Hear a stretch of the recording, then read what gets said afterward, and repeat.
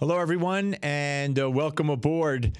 Thanks for being there. I'm Steve Malsberg, for those of you who do not know. Quick catch-up. Where have I been? What have I been doing? Well, for the past 3 months or so, relaxing, chilling, taking it all in, getting ready for the second Trump administration. No, I'm not a part of it. Earlier, before that, this year, I did some shows for the Washington Times, a podcast, a video called Media Spotlight. Prior to that, I was a year and a half doing a radio/video show for TNT Radio, which no longer exists. But now I'm here. I'm here, and I'm going to be doing this, hopefully, on a regular basis. The YouTube channel that you're watching this on is Steve M. Talk. Please subscribe to Steve M. Talk. It doesn't cost any money. We need to build up the viewership. I'm not technically inclined normally, but I'm hoping to get there and get better. And so what you're watching now will hopefully be the first of many, many, which will improve as we go along. But the content is the key.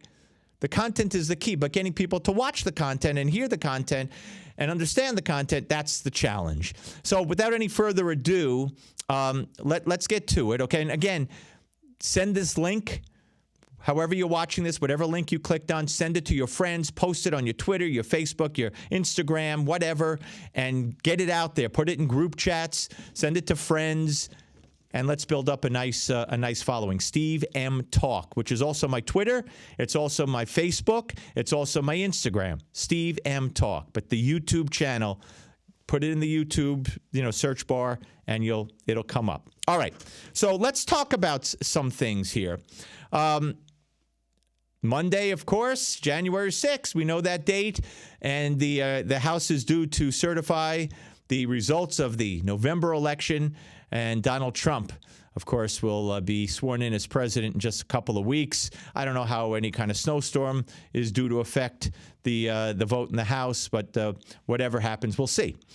Having said that, how has the media, in your view, if you were sitting here with me and I ask you, how has the media defined the Nazi, the dictator, the fascist, the racist, the anti-Semite, Donald Trump?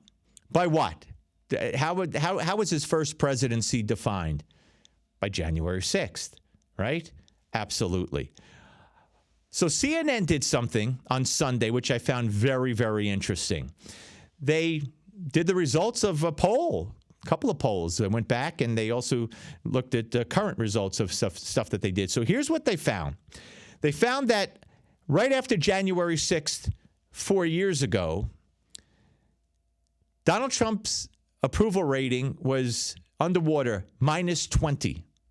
Okay? He was underwater by 20 points. Today, he got 19 of those points back. 19 of those points back. And when asked, voters, registered voters, when asked, do you define January 6th, 4 years ago, as the event you care about most, you remember most in Trump's first term? You know what? You know how many people said yes? You know what percent said yes? 5%. 5%. You know what that means?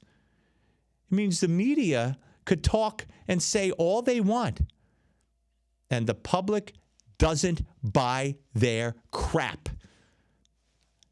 Look what they said. Like I said, every name in the book they call him, and they're still calling him. But he got reelected. I mean, the dumbest woman, one of the dumbest women in Washington, being anointed the candidate on a silver platter, didn't help the Democrats' cause, and it did help Trump. Look who he was running against. But nonetheless, the media, they think they represent America. They don't. They think they could hoodwink and fool and use fake news by omission and tell half the story and not put things in context, and they'll fool the public. They can't. 5% today defined Trump's first term by January 6th. That's really telling. Really telling. Okay, let's move on to the media. That's what I do. I watch the media. And on CBS Face the Nation, Nancy Pelosi was asked about Trump's plan to pardon a bunch of the January 6 people who are in jail. And I think those who were nonviolent should be pardoned, not the violent ones. Another issue, but let's move on. So Pelosi gratuitously starts throwing in that it wasn't just January 6th. He didn't stop with his violent rhetoric on January 6th. She blamed the attack, the hammer attack in San Francisco, the guy who broke into their house on her and hammered her husband. And thank God he's in jail, the guy. She blamed Trump's rhetoric. She cited Trump's rhetoric for that attack. Now, if I'm Margaret Brennan, the host of CBS Face the Nation, here's what I ask Nancy Pelosi next. Well, Madam Speaker, you talk about Trump's violent rhetoric. First of all, do you have any direct evidence that this guy took, what Trump said? Not that Trump ever said to go harm you, but did what makes you say that? Number two, how'd you feel when Joe Biden, when he was campaigning for Hillary and campaigning for himself in 2020, how did you feel when he said that he would like to take Donald Trump or would have liked to have taken Donald Trump behind the gym and beaten the hell out of him? How'd you feel about that?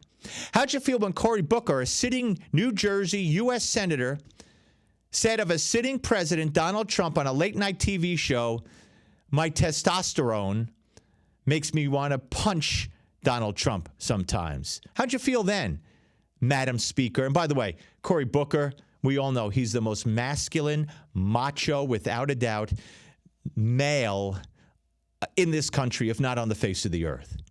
Just for the record. How'd you feel about that? How'd you feel when Chuck Schumer, minority leader of the Senate, majority leader or minority leader at that point, how did you feel when he said, in anticipation of the Supreme Court's decision on Roe, warning, threatening, Gorsuch, you won't know what hit you, Gorsuch, Kavanaugh. What does that mean? What did that mean, Madam Speaker? You won't know what hit you. He can't mean that they're going to lose their next election because they don't run for election or re-election. So what did it mean? Well, subsequently, Kavanaugh had an assassination attempt against him. How'd you feel about that, Madam Speaker? And there are other examples. But I'm not Margaret Brennan, and those questions weren't asked. Let's go to Meet the Press, and let's talk about Kristen Welker, host of Meet the Press. The aforementioned Chuck Schumer on Sunday was on Meet the Press. To her credit, Kristen Welker puts forth an old soundbite, says, I want you to watch this. It's Schumer reassuring the public that I meet with Biden all the time. He's so on top of his game.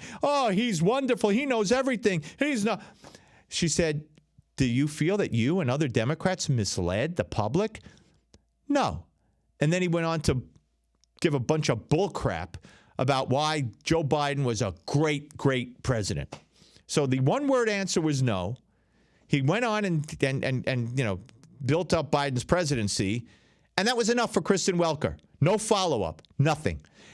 And Kristen Welker never addressed, as some have pointed out, how the media was and is, and you'll see in a second, responsible for the fallacy, the baloney, the crap that Joe Biden is still on top of his game, baby. He's there. He knows everything. Because on the Meet the Press panel later in the show,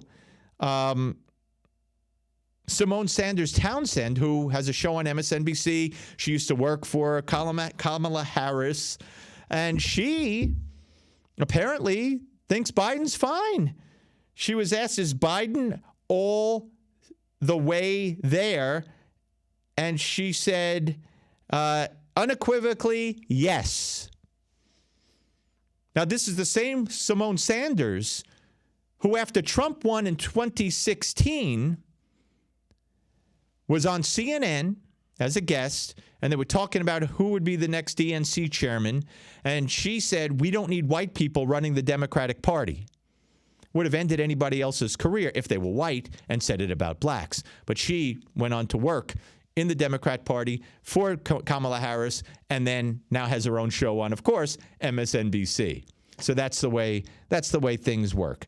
So it's very interesting Very interesting. So, folks, that's it for today. I don't want to go too far over 10 minutes here. So let me thank you for watching. Please sign up. Go to YouTube.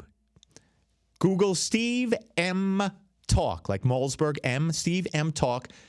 Just subscribe. It's free. Send this link. Post it on your social media. Send it to your friends. Have them all sign up on, well, if they're watching it, on YouTube for Steve M. Talk. And follow me on Twitter, Facebook, and Instagram. All of them are Steve M. Talk. How did that happen? I also have a website, which is not operating right now, but that's Steve M. Talk also. Wow, how did that happen? Okay, thank you. Until next time, please spread the word, and thanks for watching, and stay safe.